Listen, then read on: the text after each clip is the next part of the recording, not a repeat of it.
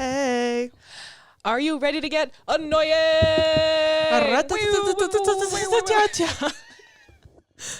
Our ADHD meds have worn off and we're ready to go.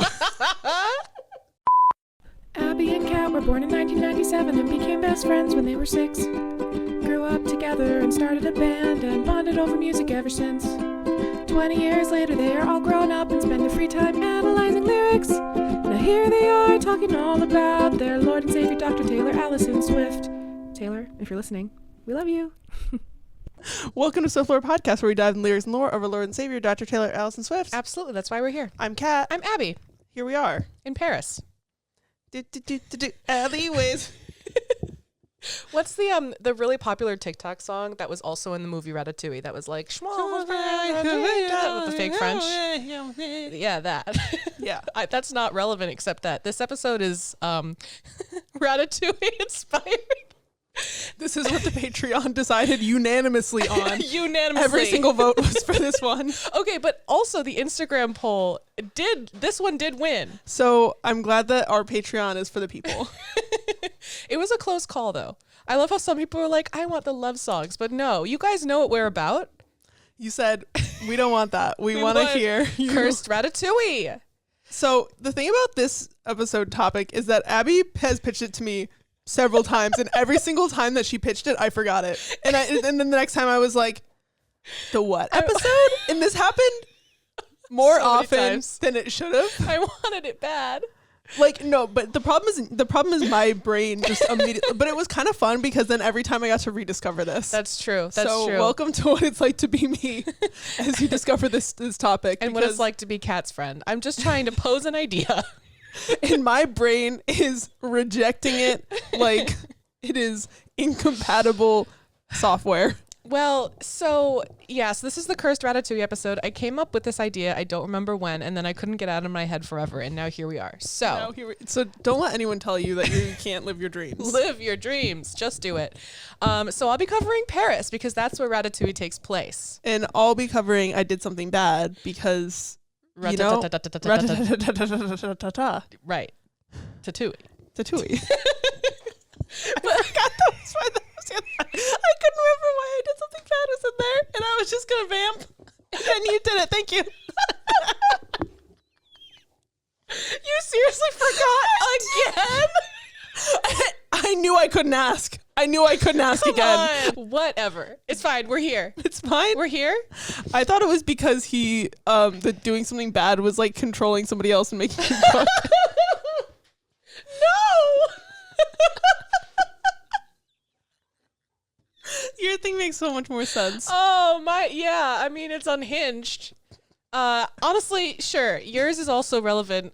I also want to thank everyone for giving us grace, aka giving me grace last week when I texted Kat and I said, proposition, we don't do an episode this week because I'm struggling. And I got the stomach flu. Yeah. So we all around are advocating for taking care of ourselves. Take care of yourself or else you will get taken out by the stomach flu.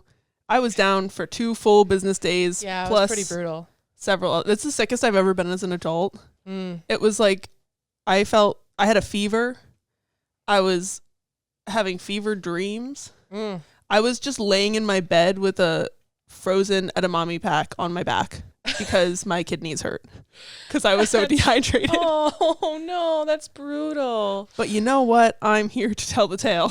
Wow. I'm proud of you for being here. I'm proud of us for being here. And we made it. Proud of you guys for listening. We're out here in spirit. So that was the first update. Otherwise, I don't know. Not much has happened. Joe still slays. He's been performing in Australia and New Zealand, and he looks great. He's in his 90s era. He covered Gasoline by Haim. Oh. And wow. It was so good. What a guy. What a guy. Has anything else happened of note? The Super Bowl happened. Oh my God, yeah, we haven't recorded since the Super Bowl, right? The Super Bowl happened. The Chiefs lost, so. Where's the trophy? It's over there with the other team. Oops. The Eagles. You know what? Travis still gets to go home to Taylor Swift at the end of the day. That's true. So really, he's winning. There were no losers there. It was my first time actually sitting down and watching the Super Bowl. Usually I find it really stressful because at the end of the game, when it's close, I just get so stressed out because I know that both sides You really know that want they to win. both are like, somebody's gonna have a really bad day. Yeah, and I also know that like across the entire nation, people are like really upset or really happy, and it just stresses me out. But this time, it was so clear that the Chiefs are gonna lose so early on. Oh man. You know, it'd be like that.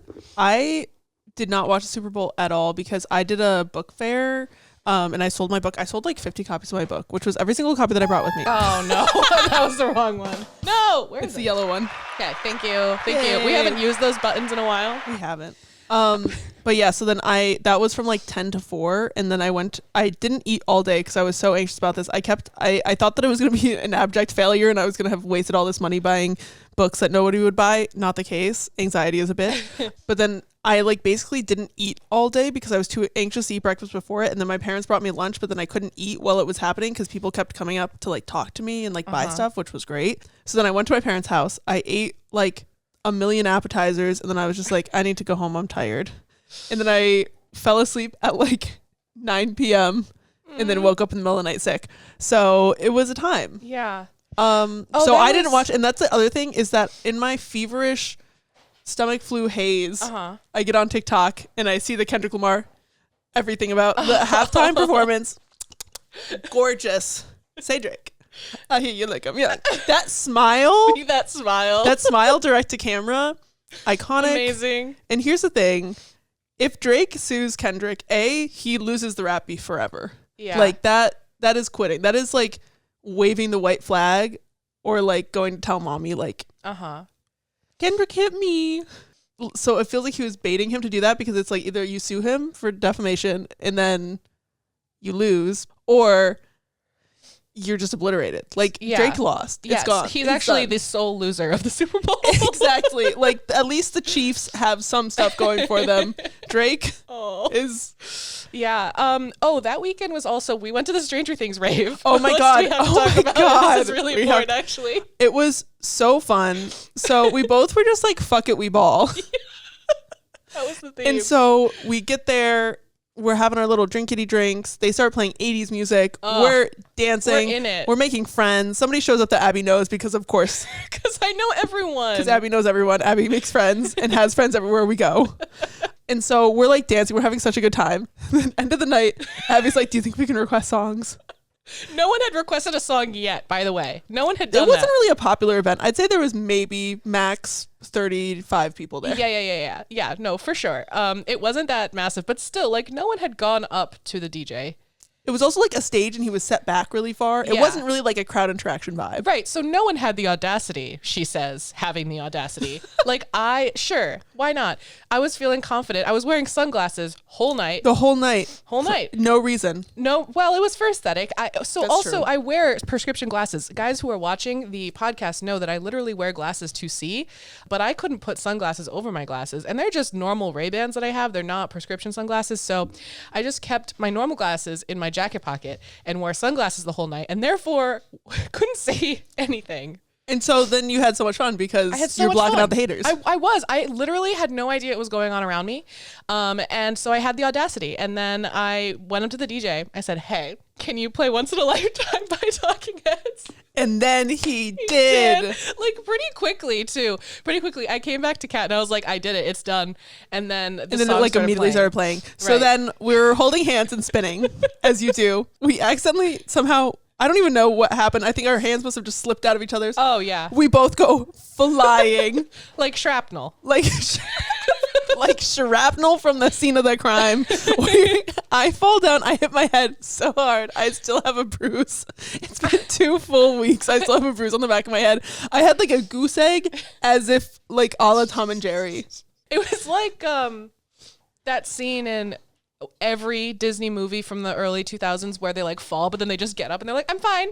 That was us. We just got up as if nothing happened. And then the next day, I figured out that I could ice my head with hands free by putting on a beanie and then shoving. Actually, it was the same pack of frozen edamame that I would later use for my fever into the back of my beanie. Beanie your beanie.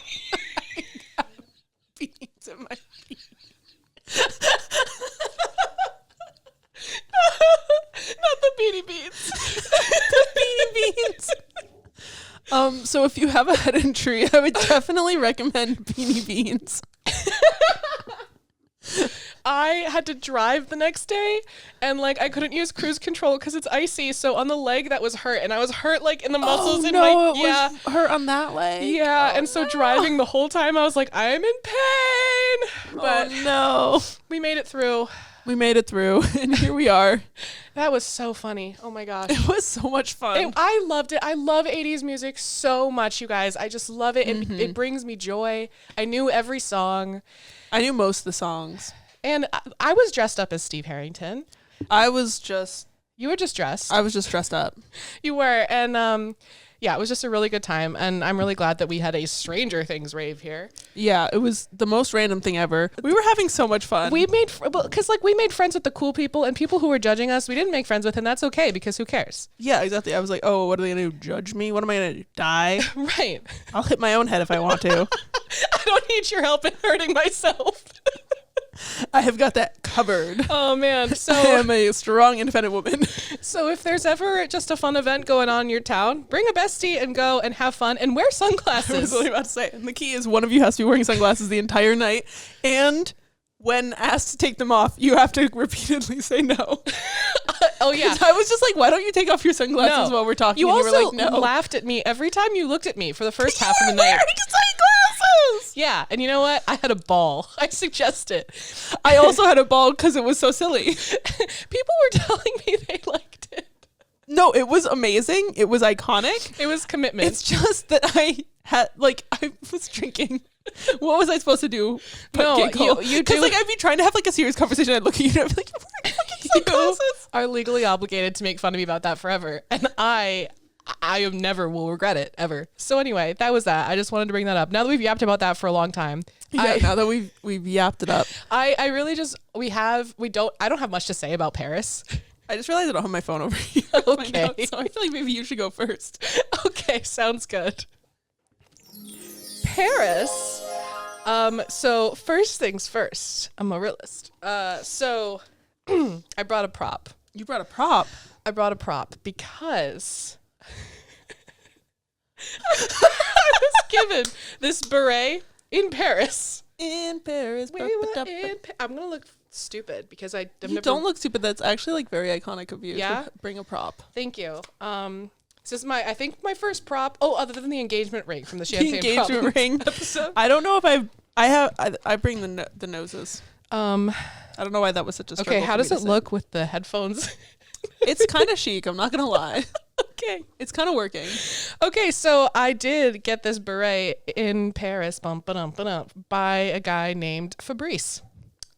That's not important, but a lot of my front matter, honestly, is about the fact that I went to Paris one time. You were just like, I'm going to adopt the persona of that kid that studied abroad. Yeah, because I was there for 3 days. A lot happened. But first, I'm going to talk about the song. So, Paris is the 16th track on the 3 a.m. edition of Midnights, written and produced by Swiftlore. It was performed twice on the Eras Tour that I could find from a brief Google search. On May 9th, 2024 in, you'll never guess where. Paris? Yep. Yeah. And then on May 12th, 2024 in a mashup with Begin Again, which was filmed in Paris, right? Also in Paris. So, you know. She said, on brand. You're in Paris, you're going to get Paris. Exactly. It's the third Taylor song to have a city in the title. Can you name the other two? Welcome to New York. Uh-huh. So Long London was after this. Oh, yeah. But is that the other one, though? No. Oh, okay. There's another one. But it also has London in it. London Boy. Yeah. I was having a blockage. Okay. So I guess it's not the third song to have a city. Well, I guess it's the third one in order. Third of four. Third of four. Yeah. That's all the front matter I could find. That's why I was like, you know what I'm going to do is I'm going to bring a beret and talk about my experience in Paris. Here's what happened in Paris. So I went on a trip in 2022 where I went to London, Paris, and Amsterdam.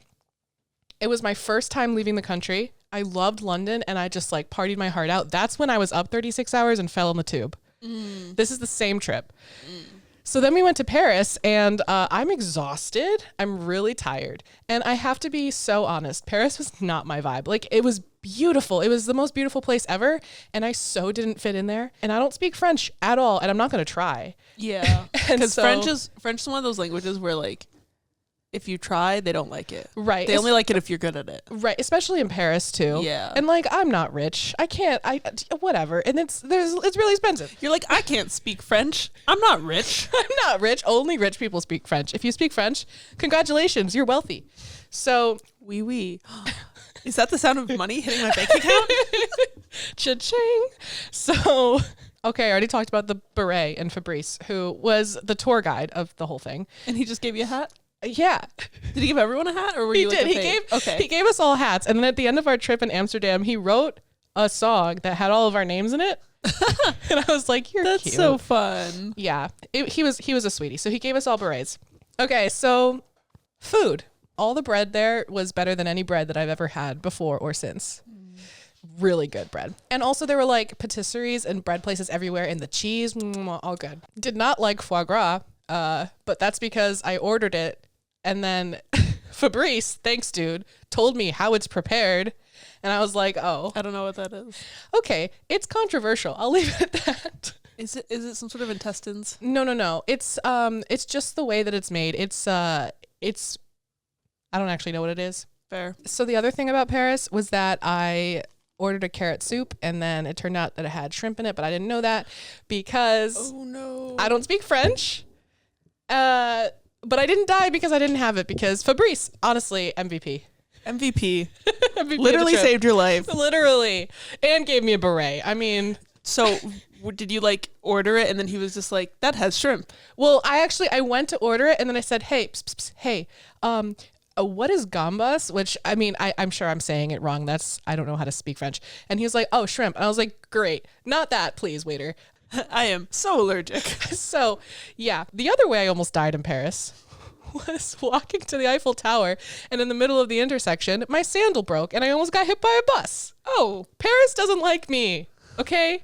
It would not be my place of choice to travel to when I'm in love. That's fair. Although, I don't know, I was there for 3 days. Also, the Eiffel Tower is massive and beautiful, and we were also there when the Notre Dame Cathedral was being repaired, which was kind of interesting. So, anyway, that was my Paris experience. Thank you for listening. Hooray. Lyrics. The first verse is Taylor, or the narrator of the song, hearing gossip from another person. And this is like the most tone deaf gossip. First of all, it's just like, it's vapid. It's tone deaf. It's like, why would I want to hear this? Your ex-friend's sister. All right. So we'll start with your ex-friend's sister. So already this person is so far away removed from her. And secondly, why would I care about my ex-friend's sister? I have an ex-friend's sister that I would like to see suffer. Okay, all right. But would you like to see her meet someone at a club and kiss the guy that you hooked up with ages ago? I would not like that, no. What, do I feel like I'm on the stand? I wrote sacre. My notes are unserious. So your ex-friend's sister met someone at a club and he kissed her. Turns out it was that guy you hooked up with ages ago. Some wannabe Z-lister. Woof, roasted. She really said he is so at the bottom of the totem pole, he wishes he was a Z-lister. Also, I feel like the way that this is worded is as if, like, if this was an actual conversation, obviously it'd be name dropping. Mm-hmm. But I feel like that amount of context is like, this person said the guy's name, and Taylor was just like, who? Just like, the guy you hooked up with ages ago that wannabe Z-lister. Right. Like, you have to give all of these, like, descriptors, because Taylor just does not give a fuck about this man. Right. And does not know who he is. Who? What? Didn't he work at a restaurant once and wear, like, a really big hat? I don't... There was a rat in the hat. I'm bringing it back to Ratatouille. Oh, yeah, the rat guy. Oh, right. Linguini. Is this about Linguini? The song's about Linguini, confirmed. Linguini hooked up with your ex-friend's sister. Gasp. Colette? I have to see Ratatouille. You know what's funny? I watched Ratatouille on my way to Paris. It was my in-flight entertainment. Incredible, iconic, groundbreaking. So there you go. And all the outfits were terrible. 2003 unbearable. I love that so much because 2003 really was unbearable. It really was. And I was trying to find like a specific thing that happened in 2003 that was unbearably bad fashion-wise. So first I looked up Ashley Tisdale. That wasn't until 2006. Then I looked up the Justin and Britney Spears jean couples. That was like 99? 2001. 2001. Even worse is that 2003, like, the fashion sucked, but like not even in a memorable way. Right. Like 2003 was the year of low-rise jeans, halter tops, skirts over jeans, Ugg boots. All of that's going on. We were 6 years old. That's when we met. Oh. We met in 2003. Oh my God. What made it less unbearable. Oh, we were just like an octave apart in our reactions. That was pretty insane. We harmonized our reactions. Did you see the photos? And then that's when Taylor sings, "No, I didn't, but thanks though." Chronically offline queen. She's just like entertained this person who's like trying to tell her this juicy gossip, and she's just like, okay. No, I didn't. No, I didn't, but thanks for telling me, I guess. Also, it reminds me of anytime anything happens on the internet and Kat texts me and is like, "Did you see the thing?" And I'm like, "Nope." And the only exception is if it has anything to do with Joe, she's already seen it. Anything, Joe or Stranger Things, it's like I sent her something. I'm like, "Can you believe this?" And she's just like, "I've already been processing this for days." I'm like, "It happened 2 hours ago." She's like, I knew in my bones. I actually had a prophetic dream about this. I already got the whole download. You are really reading me for filth right now. It's true. And I don't know how it happened. It started happening after I met Joseph Quinn, where I get Twitter notifications. I don't even use Twitter all day. That's just like Joseph Quinn eating Oreos. I'm like, I don't care. You can turn those off. I know, but they make me laugh. Sometimes they're like kind of interesting and then I click on them. And then sometimes they're just blatant lies that people post because I guess people tweet things that are just like Stranger Things getting canceled, and then you click on it and they're like LOL JK. And you're like, what? People lie? People lie on the internet? It's You're rude. not allowed to do that. That's It's not rude. allowed. But my point is that I get all the hot goss about anything Stranger Things related, and it started with Joe Quinn eating Oreos. You click on that one time, I swear. Then we get to the chorus. "I'm so in love that I might stop breathing." Cool. Love that for you. Drew a map on your bedroom ceiling. Spicy. So clearly she's been in his bed looking up at his ceiling for quite some time. Long enough to draw a map. And this sort of sets up how, like... Do you think he has popcorn ceilings? I was thinking that too. Like, you know when... I have popcorn ceilings. When you look up and you just find patterns and like... It's like looking at clouds in the sky, except it's not in nature. Mm-hmm. But anyway, so she drew a map and she was like, boom, right there, that's Paris. That's where we are. Oh, also staring at the ceiling with you in lavender haze. So she mentions ceilings twice on this album. No, I didn't see the news because we were somewhere else. Like, that's why she doesn't know about her ex-friend's sister. That's why she hasn't seen the photos. Doesn't matter. She's in her love bubble. She's in her love bubble.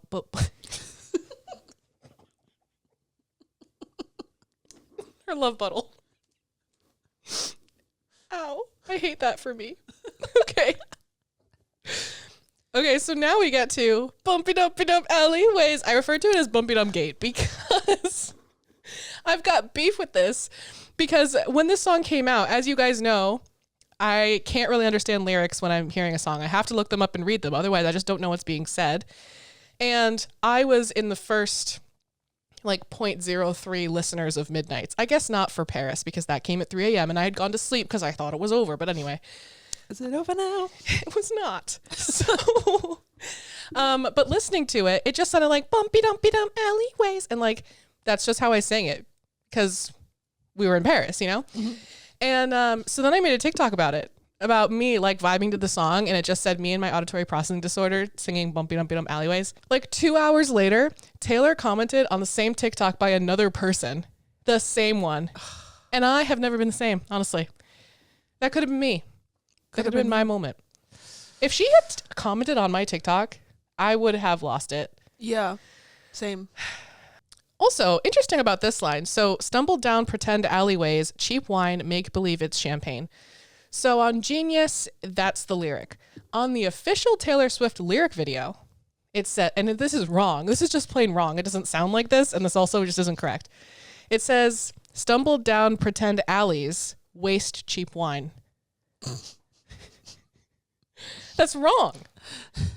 I listened to it multiple times, and I tried to hear it like Starbucks lovers, you know, like I tried. Down pretend alleyway, waste cheap wine. Stumble down pretend alleys, waste cheap wine. She's not saying that.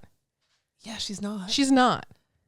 It's very clearly alleyways. Right, because Cheap she doesn't say alleys. She doesn't say alleys ways. She doesn't do that.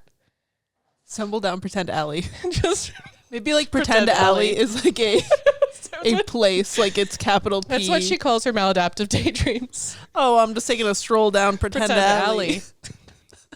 Honestly, I'm gonna start saying that. yeah, that's pretty good. Man, you zoned out. Where were you? Oh, I was down in pretend alley. Sometimes it'd be like that.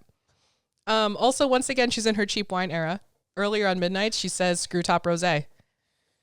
So there you go. She's just like us. She's just like us, except a billionaire. Except she could afford to buy Paris. She could. She could get Don Perignon. She could. There's an episode of Gilmore Girls. I hate this episode so much. The girlies who know will know. But like, there's this guy who apparently inherited a lot of money. And so it's the middle of the night in Paris and he decides to pay, like, they want to eat at this restaurant, but it's 4 a.m. So he just pays all the workers to come in and make them food. Which, first of all, that's not romantic. That's disgusting. And second of all, you could not pay these people. Like, what are you doing? You are an American in Paris. That's not happening. And that's not even the worst thing that happens in that episode. Once again, if you know, you know. Men. Truly. I was taken by the view, like we were in Paris. In Delicate, she says, you're a mansion with a view. So, you know, he's pretty, I guess. Mm-hmm. Being with him feels like the most romantic city on earth. Like, no matter where they are, they're in Paris in their mind. In Pretend Alley. In Pretend Alley. Verse 2. Privacy sign on the door and on my page and on the whole world. Romance is not dead if you keep it just yours. From Dear Reader, the greatest of luxuries is your secrets. Mm-hmm. I think it's interesting how, like, well, first of all, privacy sign on the door. Once again, spoicy. Spoicy. But also, like, she's keeping this very private. And Taylor she's private. And also, she puts her innermost thoughts and feelings out to the world. So in that way, she's not. But I think in this era of her writing, a lot of the times she is more private. Like, in this era, she wrote Folklore and Evermore, which is notoriously just about other stories, other characters, other people. Mm-hmm. Because at this point, she's like, I'm going to keep things private. I'm going to keep my relationship private. So when she says, and on my page, that could mean social media pages, yeah. Or it could mean like on my page, as in where she's writing her lyrics. Oh. I never thought about it in the lyric way. I only thought about it in the social media way. Right. Well, I think that's probably what she meant. No, but I think it works both ways. Yeah. Because her social media has gotten bare in the last however many years. Yeah. She doesn't really post much anymore, which is sad. But at the same time, she's given us a lot. So yeah. I'm not going to be like, give us more, because the crowd was chanting more. Right. Levitate above all the messes made. Honey, when I'm a... That one. Sorry. Yeah. So who's afraid of little of me when I levitate down the street? That's the other time she says levitate. And then also, honey, when I'm above the trees from happiness. Mm. So levitating. Flight. I don't know. Don't ask. All right. Sit quiet by my side in the shade, and not the kind that's thrown. I mean, the kind under a tree has grown. I know a lot of people don't like this lyric. They're haters. Isn't it under where a tree has grown? Yeah, what did I say? Under a tree has grown. Well, I just can't read. Okay, I just was like, what if I've been gaslighting myself and filling in the lyric where she put something weird? No, I just can't read. There you go. You heard it here. I'm finally telling my secret. I like this line. I think it's cute and fun. Like, she's saying that we're in this quiet place. We're enjoying nature. We're not listening to the haters. This could also mean that she's referring to their relationship as a tree that has grown. So, which is now nice. It's like it's grown and now it's covering them. Yeah, yeah. Then we get the pre-chorus and the chorus again. It's the same. Then we get the bridge. I want to brainwash you.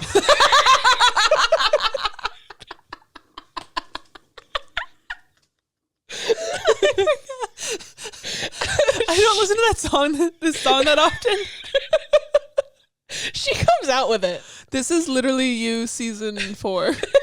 Hello, you.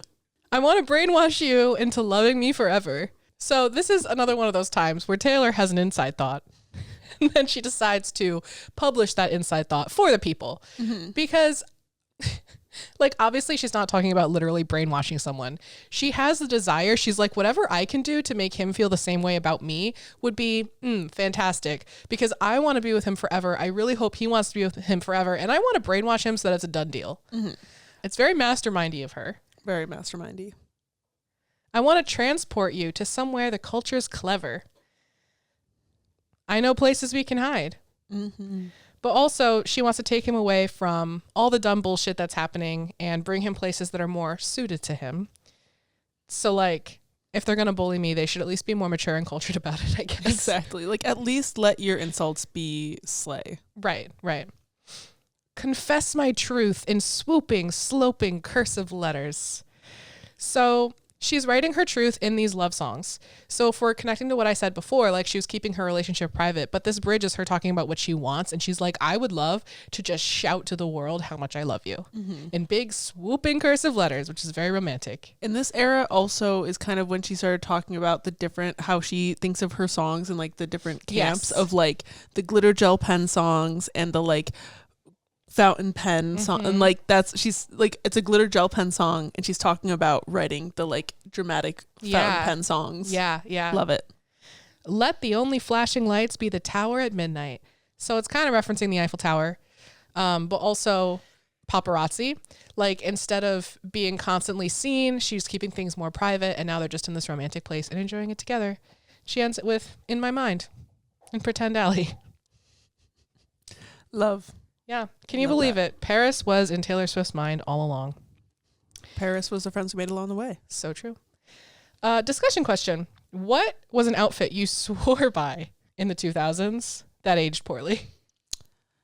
Okay, I'm thinking of this set that I had when I was in like elementary school that was like my favorite outfit. Honestly, I kind of still think it probably slayed. It was like a tank top with a collar. And it was purple and it had little yellow stripes like across the top. And then it was a matching skirt. We loved a skirt. And I distinctly remember that A, it was from Old Navy, and B, I was obsessed with Avril Lavigne's first album when it came out, and specifically the song Anything But Ordinary. And so I did like a whole like dance lip sync moment, and I was wearing that outfit, and that exists in a video somewhere at my parents' house. And my dad was talking about like, oh, maybe I should convert like our videotapes to something digital. And I was just like, ooh. I just realized I have a picture of my outfit. Oh. So if I'm talking about 2003, unbearable. If I'm talking about 2003 in specific, because I had some when I was in middle school of like a hoodie, sweatshirt, zip up with like a skirt for some reason. But anyway, but when I was a kid, I had these jeans. You know what? Those? I thought these were the height of fashion, okay? A bitch in like Brooklyn, that's just giving like Bushwick.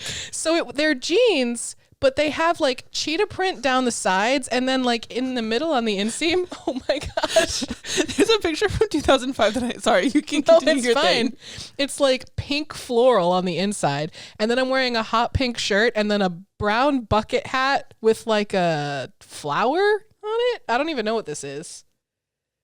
It's like a little felt flower moment. 2003, unbearable. I have a picture from 2005 on my phone. I don't know why. It's from when I did cheerleading. 2005, I would have been 7. So it's I'm wearing a different pink skirt. I owned a lot of skirts, and then our cheer shirts were green and a different pink was the writing. Also, I'm in the air and somebody's holding me, and I'm kind of like, I look like I'm doing the like Elmo fire meme with my arms. Yep. I was not a flyer. No. That's the oldest picture on my phone because for some reason, like the metadata correctly transferred. So it's from August 11th, 2005 at 11:57 a.m. 2005. All right. So that's Paris. I did something bad. This is track 3 on Reputation, and it will probably also be track 3 on Reputation Taylor's version. If we had it.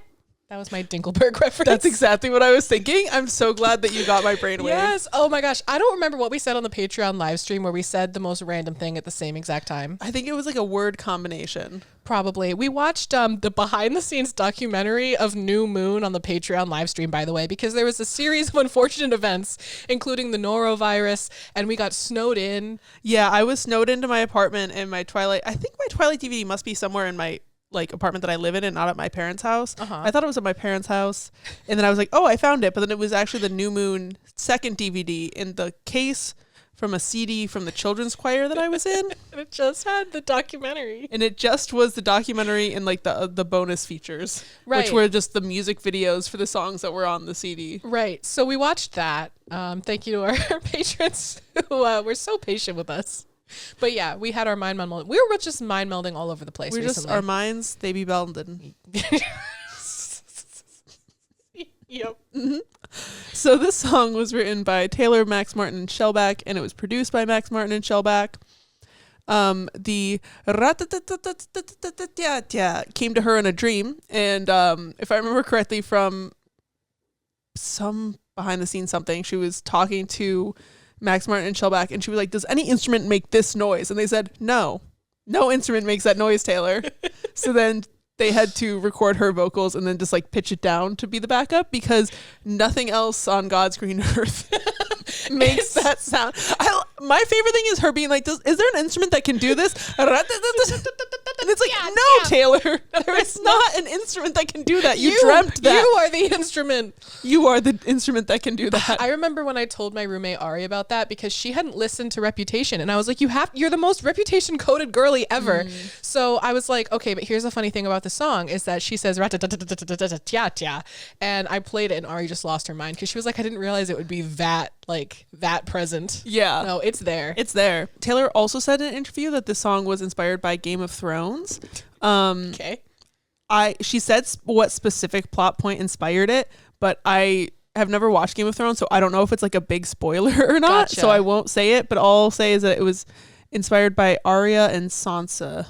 Oh, okay. Well, Sansa's Sophie Turner, and Arya is. I know who the characters are. Do you want me to tell you the plot point? No, I don't care.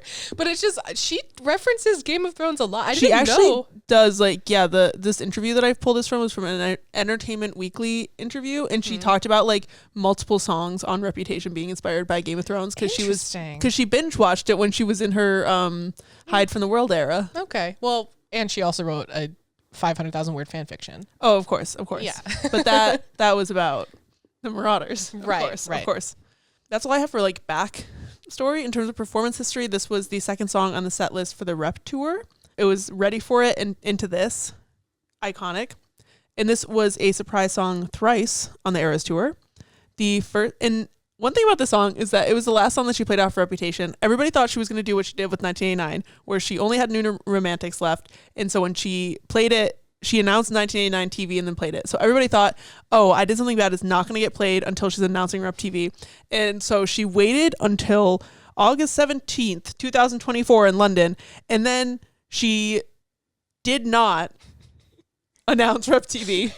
She just said, this is going to be so funny, guys. And she just played I Did Something Bad on the guitar. Such a prankster. And the thing is, that was like the only song. Like it wasn't mashed up with anything. And at that point, she was doing mainly mashup. So like it really was, if I had been there, I would have been having like a panic attack. Yeah. So I would have been like, she's going to announce Rep TV. And then she wouldn't have. And then I would have cried. So it's really good that I wasn't there August 17th. And also paired with that on the piano was My Boy Only Breaks His Favorite Toys in Coney Island. So like what a whiplash. Whoa. And then on October 19th, 2024 in Miami, Florida, it was the guitar song mashed up with Should Have Said No. And that piano was Lommel and White Horse. Ow. Total vibe shift. Whoa. And then it was also a piano surprise song with Cassandra and Mad Woman on November 22nd, 2024 in Toronto. Yeah. And then that night, the guitar mashup was ours in The Last Great American Dynasty. And then she said, Female Rage, the mashup. Interesting. In terms of personal connections to the song, this song is very much the main character of the next book that I'm writing coded, which will be like Richard III if he slayed, but like in a Will you be slaying tonight, Richard? Exactly. Like not in a like actually killing people way, which she does. And so does my main character. But also she's a girly pop. So She is. literally it's just like the song, you know? Overall the song is just you can't keep a girl boss down. You cannot. So we'll just dive right in. I never trust a narcissist, but they love me. I could go on a long rant about narcissists, but I won't. You're so brave and strong. I'm so brave. But the TLDR is, which is too long, didn't read, and it took me a really long time to know what that stood for.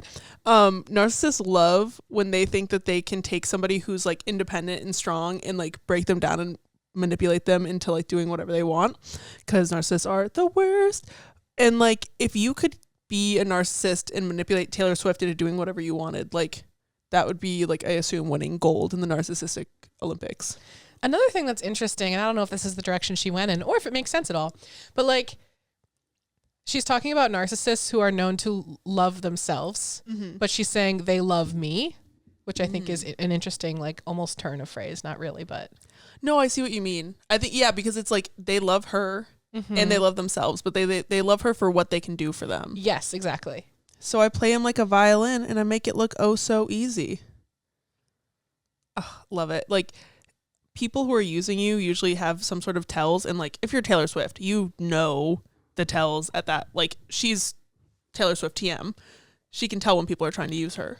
And so like they're trying to play her and she just plays them right back by like playing into whatever stereotypes they have for her. But also like she plays them like a violin. She makes it look oh so easy. Another thing that popped in my mind is that a way of like kind of deterring narcissists is called gray rocking. I call it gray walling, and I think that's wrong. No, I think gray rock.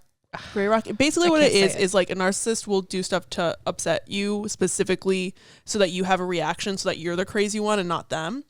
But gray rocking is just giving no reaction. And so that's kind of what this makes me think of like the narcissists bug me, but like, and I play them like a violin, I make it look oh so easy because she's literally giving no reaction. And what they want is a reaction.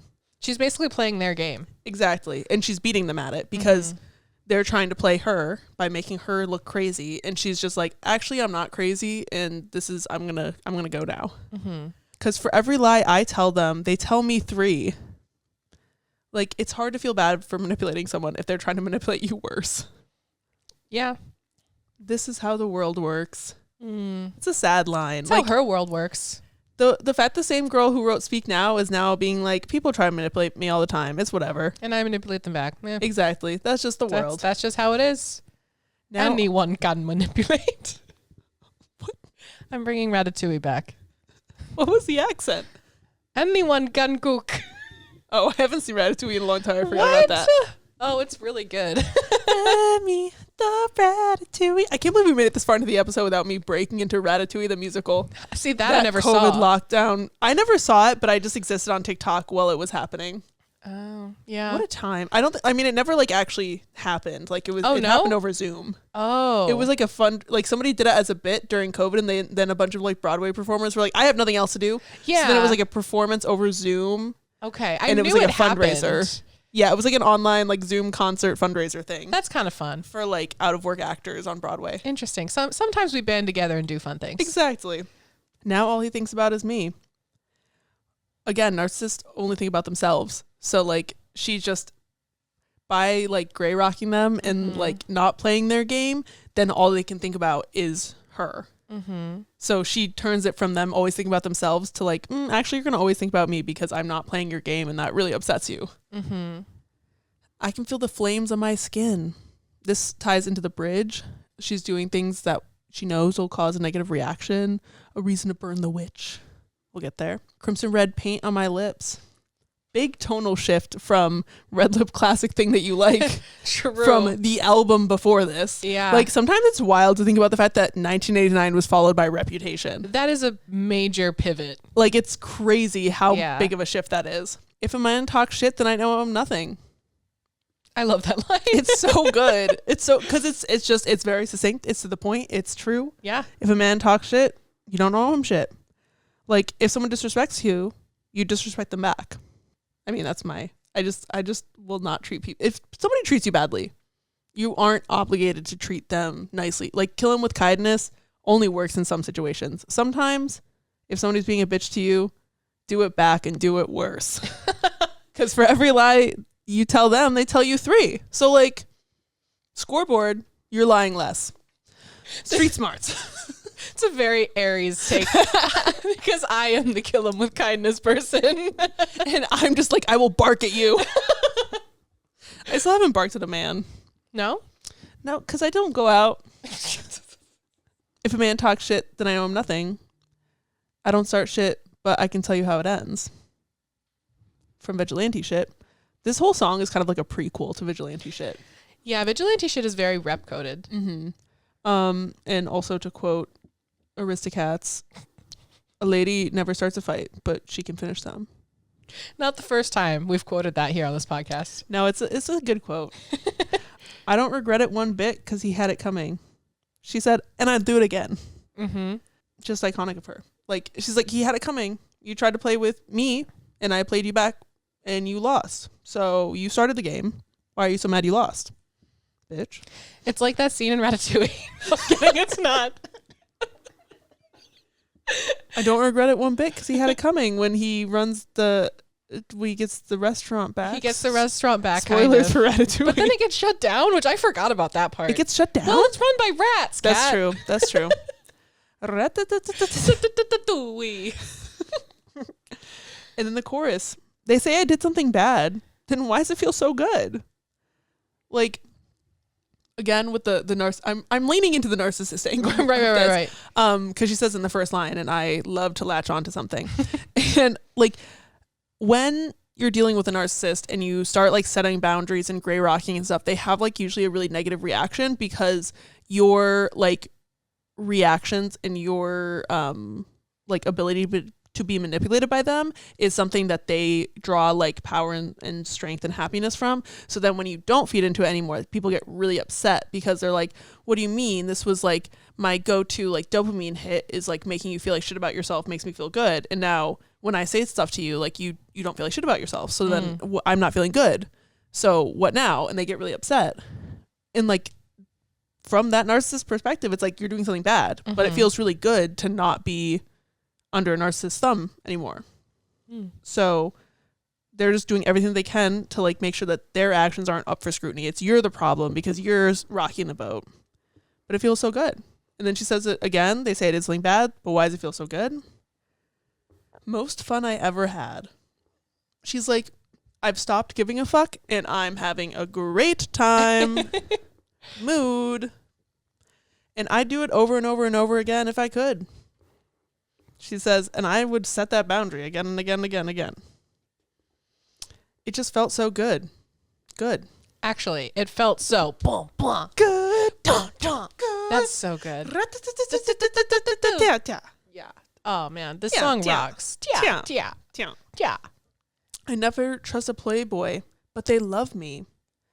Again, like, first verse was narcissist. Now we got playboys. Like, you know, I love the players and you love the game. Kind of like what I talked about with the blank space episode where like they only like the game if they're the only ones who know that it's being played. Like they want to play somebody who's like unsuspecting. Like that's part of the thrill of things is tricking someone. But like she knows all these tricks because she's seen all of them before. So now she's like, well, you can try to play me, but I'll fly them all around the world. And like these people are like trying to woo her and she's just like, okay, yeah, cool. You're trying to woo me? Yeah, let's go fly around the world. I don't give a fuck. I'm Taylor Swift. And I let them think they saved me. Like, again, with the power trip of it all and like the white knight kind of idea. But like, she literally, Fearless track 5, it's too late for you and your white horse to come around. Like she's already... The white knight of it all is already dead. It's been dead. You're 4 albums late trying to save it at this point. But like these guys try to come in and be like, oh, I'm going to save you from yourself. And she's just like, I'm fucking Taylor Swift. I'm fine. True. Calm down. You need to calm down. They never see it coming what I do next. Very clickbait 2017 of her. This is how the world works. Still hurts. You gotta leave before you get left. Ow. Oh, Ouch. She hides that behind the girl boss slay of this song. Yeah. But like, that's also painful because if you are leaving before you get left, you're just setting yourself up for pain every time. Because like, if you think, like, obviously there are a lot of people that are not good and that will try to take advantage of you and dating and like will try to play you and stuff. But if you think that every single person is out to play you, then like the people who aren't might get caught in the crossfire. And then you're leaving before you get left. And she kind of did that with Cornelia Street, you know, like she got in the car, started driving away, and then like he texted being like, where did you left me at your house? Right. And then she turned around and went back. So like this is kind of the setup for that of like this is how she was before she met the person Cornelia Street's about. And then the pre-chorus, the first line's the same. I can feel the flames on my skin. And then he says, don't throw away a good thing. And again, like the devil's advocate angle of like there will be good guys, I'm doing air quotes, caught in the crosshairs of like her thinking everybody's a player. But like, what if he actually is a good thing and she's throwing away a good thing because she thinks that it's not? Right. But if he drops my name, then I owe him nothing. Like he's trying to use his relation to her to get ahead. She owes him nothing. I love how she says drops my name instead of name drops. It's so good. It's just cool. And if he spends my change, then he had it coming. It's like, you let me fly you around the world on my private jet and you thought you were wooing me? Bitch, I was wooing you. And now, no more woo. Go fly gone. home, commercial, bitch. Economy. Southwest. Not even assigned seats. No. And then it's the chorus again. It's the same chorus. Still ratatatatatatata. And then the bridge. They're burning all the witches, even if you aren't one. The Salem witch trials didn't kill any witches. It just killed women. It usually when a witch, I'm doing air quotes, is burned, the person who actually goes up in flames is just a woman who is too loud or proud or powerful for the people, men in power. It's never actually a witch. They got their pitchforks and proof, their receipts and reasons. Again, like, you can have all this evidence of like, oh, I saw Goody Proctor dancing with the devil. It's like, no, the fuck you didn't. No, the fuck you didn't. You're on drugs. You're on drugs, Abigail. Thanks, I Oh, guess. sorry. From the Crucible, not you. No, I know. No, I know. Sometimes I forget your full name's Abigail. I do too. But also when we read The Crucible in high school, every single, like, people love to look directly at me whenever we talked about how much Abigail sucks in The Crucible. That's a core memory. But as we know, John Proctor is the villain. True. Which we get to see. in I'm so excited. like just over a month. Wow. Cray. That'll be great. So they got their pitchforks and proofs, their receipts and reasons. We all know receipts can be doctored. People love to find a reason to hate women. And as soon as there is like the smallest excuse to dogpile on a woman, everybody's in. Everybody's saying, oh, I always hated Taylor Swift. Taylor Swift is over party because of... Ugh. Anyways, she repeats, they're burning all the witches even if you aren't one. Then she goes, so light me up. She says, I don't care to clear my name. If you want to believe this bullshit, fine. I don't need you to believe me. Light it up. Yeah. If you want to try to burn down my career with based on a bunch of lies, do it. Like, see who comes out on top. Spoiler alert, it's Taylor Swift. She actually loves being on fire. That girl is on fire. So true. And then she repeats light me up a bunch of times. My favorite one is the like, go ahead and light me up. She's daring them to light her up and to make her into this like evil villain that she isn't. She's like, I'm not going to try to cater to your need of like what I should look like. Right. I'm just going to do my thing. And if that makes it so that you want to burn me at the stake, all right, get the firewood, bitch. Also, I'm saying bitch a lot this episode. Well, I'll allow it. I think the song just necessitates it. True. Also, like, her basically saying, try to attack me, it'll only light me up. Like, all press is good press. Like, it'll only fuel my career and make me even more powerful and popular than I currently am. That's true. It's kind of as giving like the intro to Rep tour where like it was a bunch of news headlines of people talking shit about Taylor Swift. And for the opening night of the tour, she invited all of the people who were included in that audio. Oh, God, I love her. And then the chorus happens. And then the outro, love it. The outro, it changes from they say I did something bad to you say I did something bad. So just a little fun moment. And then she's just doing the like, why does it feel so good? Bad. It just felt so good. So good. Yeah. It also, like, what if what I did was so bad, like, why did it feel so good then? Without ever touching his skin, how can I be guilty of sin? You know? Right. It's exactly like Linguini with Remy the rat. Mm-hmm. You know, it's like if I did something bad by going into a kitchen with a rat on my head, then why is the food so good? the food is fire. So go ahead and light me up. And that's, you know, that's what we have to say about that. I have something to say. It's about Ratatouille. Okay. What a crazy bad shit plot. I can't believe I haven't brought this up yet. In our Ratatouille themed episode, we've talked about nothing but Ratatouille, a movie that I only have mild recollection of and Kat has not seen since it came out. I've seen it since it came out. It's been a while. That's true. Well, who came up with the idea of being like, you know what?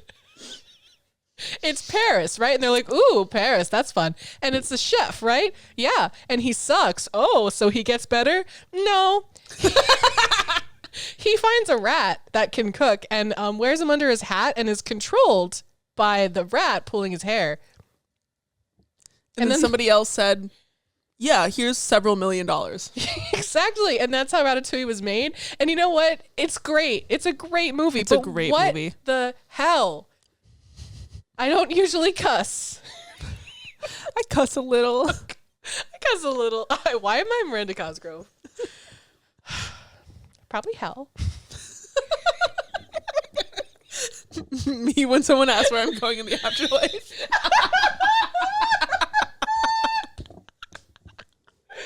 Oh, goodness. Should we do hint songs? Yeah. My hint song is Texas Hold'em by Beyonce. Mine is You're So Gay by Katy Perry. So there you go. A couple of things I want to say before you leave. Don't leave. So we have opened a new guest form. The link is in our link tree on our Instagram. I'll also put it in the show notes. But basically, we want to try to have guests on more often, and we want to bring the Swiftie community together, especially after talking to Britton. So if you want to fill that out, we might reach out and ask you to be on the pod. Yeah, and like you don't need to have followers or like a Swiftie account or anything. We just want to, it's so much fun to talk to Swifties, so we just want to have on more Swifties. We do. So that's something really new and exciting that we're doing. So go ahead and fill that out if you'd like to. There was another thing I wanted to say, promptly forgot about it. So it's fine. Must not have been important. Thank you to our Swiftest tier patrons, Bethany, M, September, Liam, Ashley. You guys rule. Woohoo. You guys are wonderful. Woohoo. I hope you have an excellent meal that is not prepared by a rat. Non-rat meal. Definitely. Maybe even a ratatouille, but no, just the tui. Just the tui, no rat. Yeah, if you want to look up some clips or follow us or talk to us or whatever, you can follow us at Swiftlore Pod on Instagram. And Swiftlore Pod on TikTok. We also have our Patreon, which fun stuff happens on there, such as voting for this episode. Thank you. I know you're all so glad that you voted for this instead of the love songs one, which would have been appropriate for Valentine's Day month. And instead, you guys wanted this. So thank you. We love you. You guys get us. Yeah, I think that's it. Yeah. Crispy high five. Crispy high five. Okay. Crisp. Bye. I just squeaked like a mouse. I didn't even know how to do it. With the Easter egg. It's always champagne and never champagne. SMH. Champagne for my real friends and real pain for my sham friends. You win. Oh, that's a Fall Out Boy song. Oh. Then I guess Pete Wentz wins. Yeah.